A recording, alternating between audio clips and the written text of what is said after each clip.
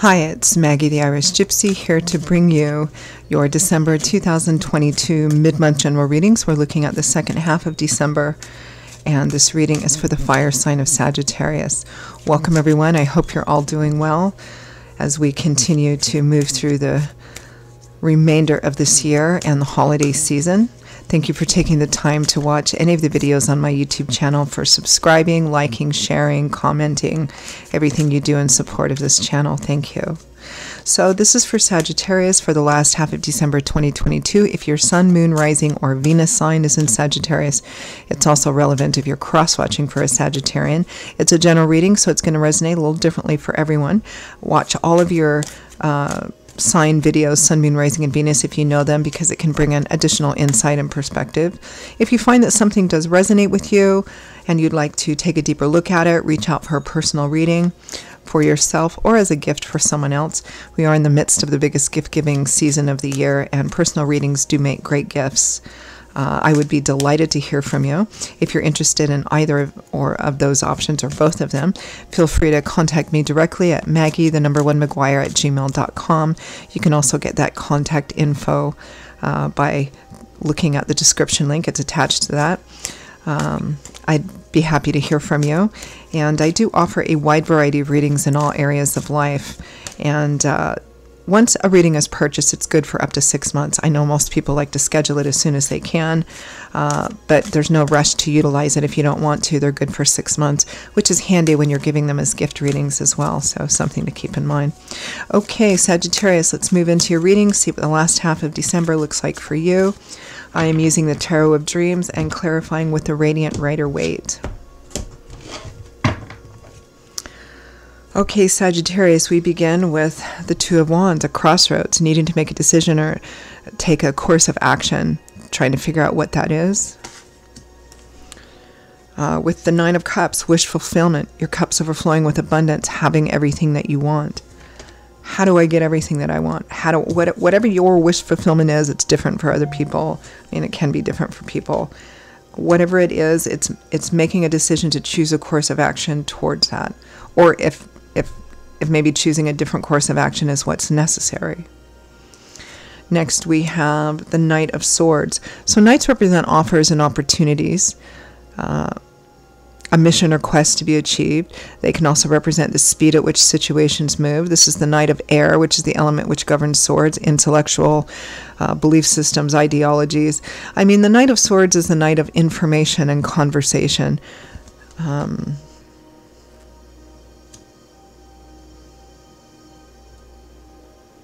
There's a conversation happening here and perhaps some action taken based on information that you've received. Knight of Swords is with the Star, renewed, restored hope, faith, and optimism, feeling like there's hope again. This card usually comes after a period of darkness or despair or illness to kind of renew and restore your hope, faith, and optimism. Next, we have the Nine of Wands. So in the tarot, it tends to numerically represent a cycle ending or a cycle coming full circle or to completion. Whether that completion is something is ended and you're moving on and away from it, or whether you've achieved everything you wanted to and you rest in that. So a 9 represents being close to the end of something. The Nine of Wands here represents being close to the end of what's been a pretty difficult path. A lot of battles have already been fought, and here you're feeling maybe tired, discouraged, worn out, wondering if you should continue, if you should give up, if it's worth it. Feeling kind of weary. With the Emperor, could be an Aries, could be a father figure, a boss, somebody of seniority status, decision-making ability. Like in a company, this would be CEO, VIP, could be your dad or a father figure, a boss, a senior level person or a senior person. From the bottom of the deck, the overall energy and focus is the King of Swords, Aquarius, Gemini, Libra, Sun, Moon, Rising, or Venus. Somebody that's relevant during these 2 weeks. For many of you, it's likely who this Emperor is, whether they're an air sign or an Aries or not. But for some of you, the King of Swords could also represent just your energy during the last half of December. This is the King of Air, the King of Insight, direct, clear communication. And that may be what you're trying to do. You're trying to see things clearly and not let your emotions propel things. Could be that as well. It could be both.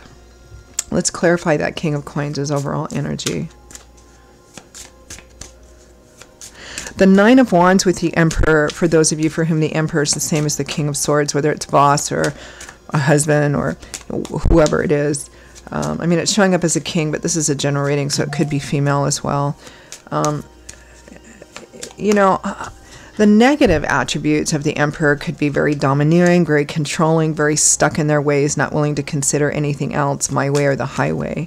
And it feels like there's been an ongoing, there's obviously, you know, some history here, and it's just like, I don't know if this is worth continuing kind of energy. Clarify King of Swords. Ooh, the Five of Pentacles. Feeling shut out, abandoned, rejected, not good enough, feeling like you have to beg for everything, whether that's financially and materially, emotionally, or a combination of all of those things. The Devil, Capricorn, could be Capricorn, obsession energy, unhealthy cycles. So again, it feels like there's a history here, may not have been all that healthy, or could be toxic even. Yeah. So it's, yeah, you're trying to figure out what the best thing is to do. Trying to be responsible. Trying to look at it all as a whole and make the best decision for everybody involved. Feeling weary though. Clarify Two of Wands.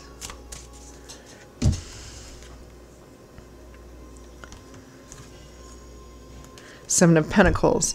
Yeah, taking stock, taking inventory, looking at what you have invested in this. And asking yourself, okay, what do I do? Do I stay? Do I try and make it better? Is it possible to make it better? If so, what do I need to do?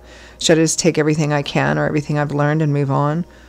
You know, it's kind of that mental process. Clarifying Nine of Cups. This is like somebody trying to figure out what they need to do in order to achieve this, your Nine of Cups. There's obviously a situation, relationship situation that you're feeling might not be the thing that's best. Two of Pentacles and the Tower clarifies that wish fulfillment. I think you're considering, and this is all kind of under that Two of Wands and Seven of Pentacles. It looks like you're considering making a very drastic move or a very drastic decision to end something or make a big drastic change in order to get what you want, get what you think you want or need, or this sense of abundance. Contemplating it. Clarify the Knight of Swords.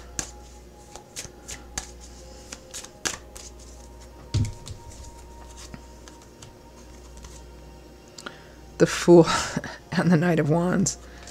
It's a very spontaneous, sometimes foolhardy energy, but can be good too. This is like, I mean, this looks like a conversation where somebody's saying, look, I want a new beginning. I want to go off and do something different. I'm tired. I want to, you know, I need to go. I think it's time to start over. I think it's time to have a new start, to go in a different direction, to start a new journey. Clarify the Star. Or we need to go in this new direction, either separate or together or apart or something like that. Again, it depends on the nature of the relationship.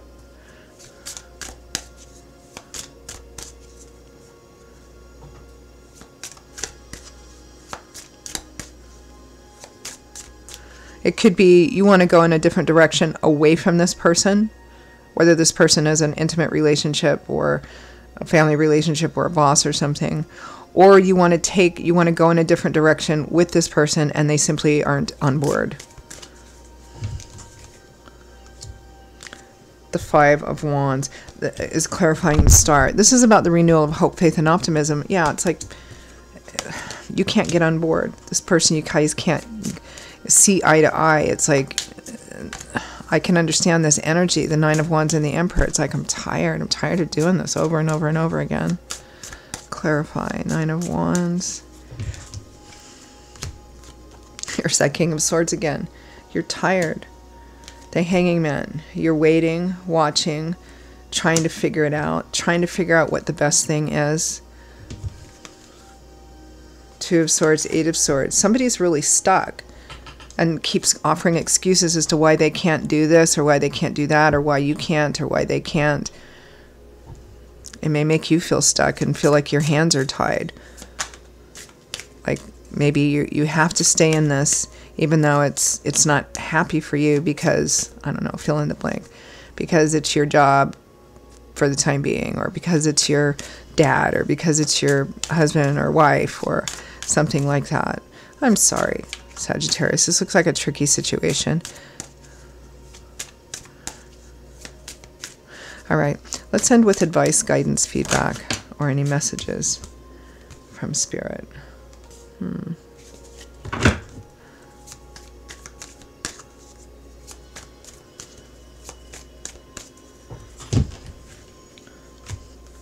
King of Wands, that's you, Leo, Aries, Sagittarius. Ooh. Three of Swords, Ten of Swords. This is like the traditional breakup combination. It's about surrendering to a painful ending. It may be painful, but it's time to kind of surrender to it. Justice and the Ten of Wands. Okay.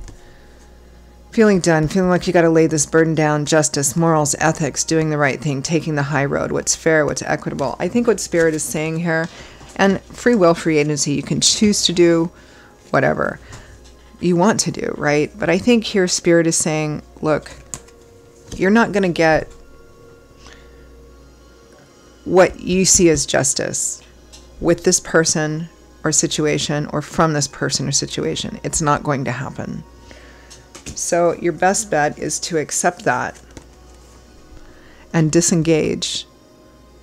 Now, if you can't disengage completely, like say it's, you can't leave your job right now, or you can't, you know, or it's your dad or your wife, you know, you just don't feel like you can like disengage in terms of cutting off completely, then it would be about, look, accepting that you're not going to get what you want and finding some way to manage that, or set very clear boundaries, or only be with them for this certain period of time or these certain bits of time or something like that. It's definitely about accepting that you're not going to get what you want from the situation, what you feel is right, and finding a way to accept that and disengage from it, whether it's disengage in terms of just leaving it completely, or disengaging in terms of setting very clear boundaries, which means that the contact you have is quite limited.